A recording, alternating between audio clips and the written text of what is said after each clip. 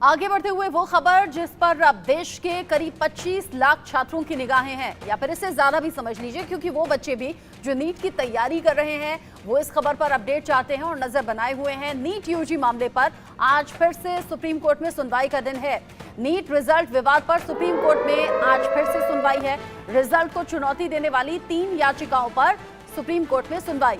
Exam result की SIT से जांच कराने की मांग हो रही है। परीक्षा रद्द कराने की मांग हो रही है। 4 जून को रिजल्ट आने के बाद दाखिल की गई ये याचिकाएं जिन पर सुप्रीम कोर्ट आज फिर से सुनवाई करने वाला है। सुप्रीम कोर्ट ने एनटीए से जरूर जवाब मांगा, नोटिस जारी किया, लेकिन साथ ही साथ ये भी कह दिया कि काउंसलिंग पर हम रोक नहीं लगाएंगे। अब आज की सुनवाई में होना क्या है, इस पर निगाहें सभी की बनी हुई हैं। सुप्रीम कोर्ट से मेरे सहयोगी आशीष सिन्हा मेरे साथ जुड़ गए हैं, जो इस खबर पर नजर बनाए हुए हैं। आशीष, 4 जून को रिजल्ट आया, तब से लेकर आज तक लगातार विरोध देश के अलग अलग हिस्सों में हो रहा है। सुप्रीम कोर्ट में चूंकि मामला ऑलरेडी है, आज क्या होना है?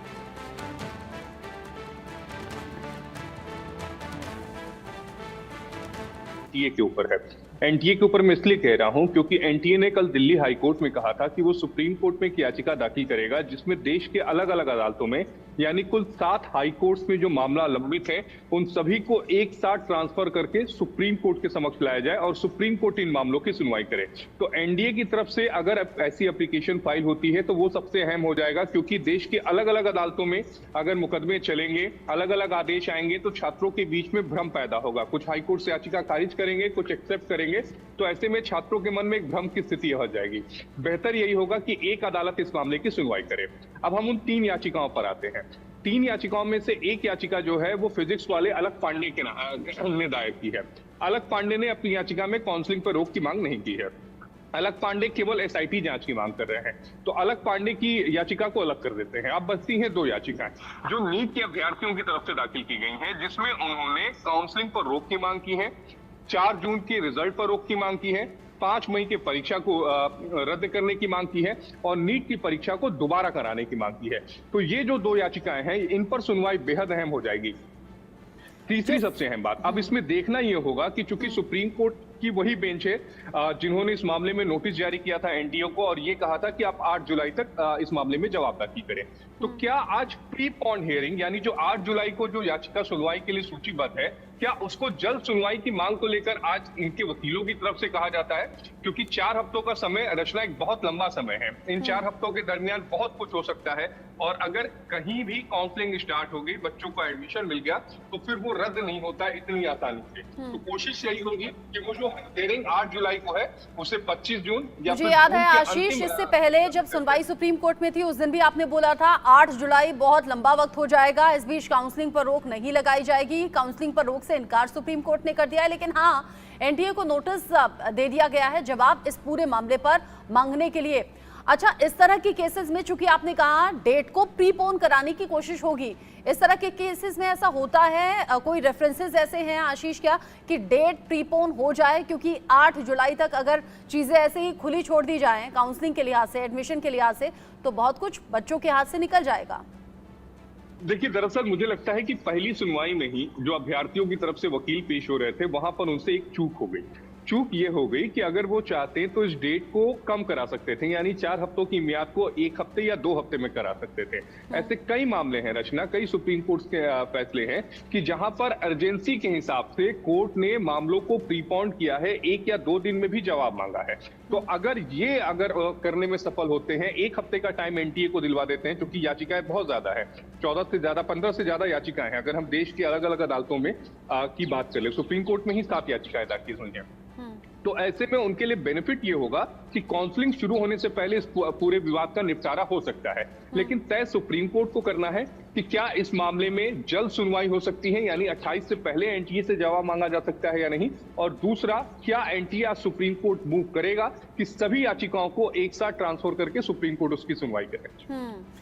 एनटीए की तरफ से भी अब जवाब दाखिल किया जाएगा। साथ ही साथ ये भी कोशिश रहेगी कि जो अलग अलग याचिकाएं हैं एक ही कोर्ट में वो आगे बढ़ें, उन पर सुनवाई हो। साथ ही साथ देश के अलग अलग हिस्सों में जहां जहां भी नीट रिजल्ट धांधली को लेकर प्रदर्शन हो रहा है, वो तस्वीरें हम दिखा रहे हैं। वो सभी छात्र जो खुद को ठगा हुआ महसूस कर रहे हैं वो सड़कों पर आ गए हैं। उनके अभिभावक बहुत ज्यादा चिंता में हैं, उन्हें अपने बच्चों के भविष्य की चिंता सता रही है। बहुत से छात्र ऐसे हैं जो नीट एग्जाम की तैयारी कर रहे थे, वो भी सड़कों पर आ गए हैं, प्रदर्शन कर रहे हैं इस मांग को लेकर री नीट हो, यानी नीट का जो एग्जाम हुआ है जिसका 4 जून को रिजल्ट आया है वो एग्जाम फिर से होना चाहिए। क्या ऐसी पॉसिबिलिटीज आशीष दिखाई दे रही हैं? हालांकि पूरी तरह से सुप्रीम कोर्ट पर अब मामला डिपेंड करता है। एक तो किस वक्त होगी सुनवाई ये बताइए, और क्या इससे पहले कभी ऐसा हुआ है कि किसी एग्जाम में अगर धांधली की खबर है, कोर्ट मामला पहुंच जाए तो रद्द कर दिया जाए एग्जाम और फिर से हो? नहीं, देखिए, इससे पहले सुप्रीम कोर्ट के कई फैसले हैं जिसमें एग्जाम को रद्द किया गया है। ऐसा नहीं है कि सुप्रीम कोर्ट ने रद्द नहीं किया हो, रद्द किया हो, लेकिन ये मामला पेचीदा है। ये मामला 24 लाख छात्रों का है। इस मामले में केवल एक पेच है, वो है 1563 छात्र जिनको ग्रेस मार्क दिया गया है और जिसको एनटीए ने क्लियर नहीं किया है। क्योंकि 2018 का जो सुप्रीम कोर्ट का क्लार्क मामले में फैसला था वो ऑनलाइन एग्जाम था और ऑनलाइन के हिसाब से ये तय किया गया था कि आप पर क्वेश्चन कितने सेकंड्स में या कितने मिनट में सॉल्व करते हो। क्योंकि 4 राज्य ऐसे थे, छत्तीसगढ़, पंजाब, हरियाणा और दिल्ली, जहां पर ये ग्रेस मार्किंग 1563 स्टूडेंट्स को मिलाकर दी गई थी। तो अब उस फैसले के हिसाब से ये आकलन किया गया कि अगर आपको पेपर शुरू होने में समय कम मिला है तो जिस स्पीड से आपने वो पेपर सॉल्व किया है उस हिसाब से उनको ग्रेस मार्किंग दी गई है।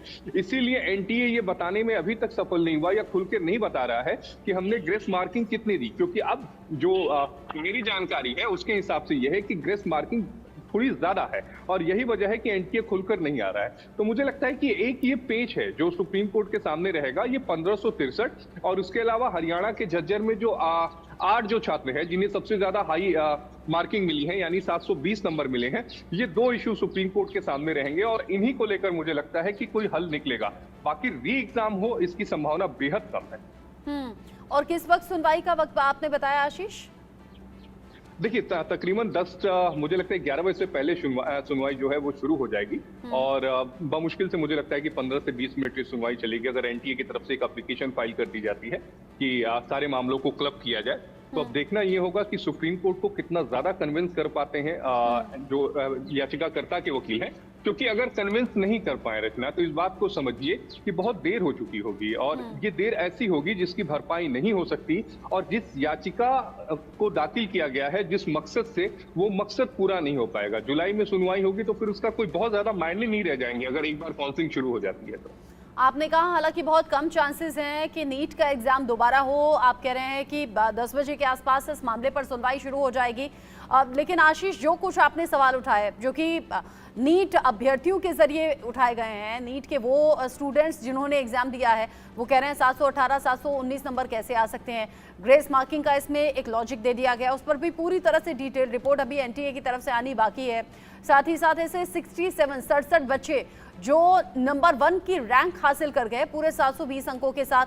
साथ ही वो जो आपने हरियाणा के सेंटर का जिक्र किया, 62 से 69 नंबर के जो सीरियल नंबर थे वो सभी लोग टॉप कर गए, एक ही सेंटर या उसके आसपास के सेंटर वाले।